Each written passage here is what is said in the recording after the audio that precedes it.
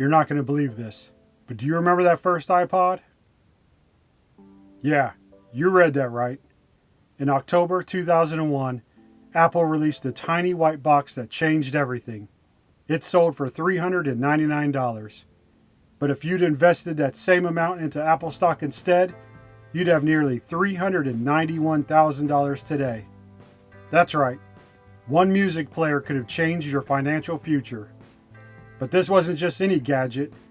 The iPod didn't just change how we listen to music, it changed Apple itself. Before the iPod, Apple was a struggling computer company, a niche brand with big ideas and shrinking sales. After it, a cultural powerhouse. The iPod transformed Apple from the edge of bankruptcy into one of the most iconic brands in the world.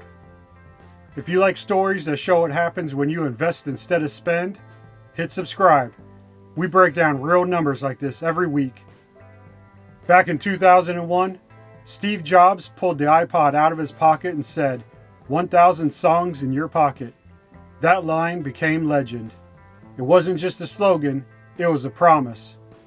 The first iPod held 5 gigabytes of music, could transfer songs 30 times faster than its competitors, and ran for 10 hours on a single charge. Its tiny 1.8-inch hard drive was smaller than anything else on the market. Most players back then used bulky 2.5-inch drives. That one design decision made the iPod lighter, sleeker, and years ahead of the competition.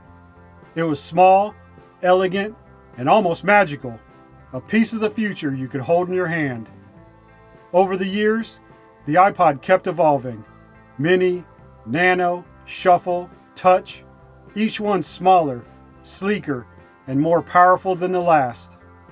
By 2013, iTunes users had downloaded over 25 billion songs, and Apple had sold more than 450 million iPods worldwide. Those white earbuds became a status symbol, a quiet revolution in every pocket. And then, in 2022, Apple officially discontinued the iPod, ending a 20-year run that redefined music, tech, and culture. But the impact never stopped.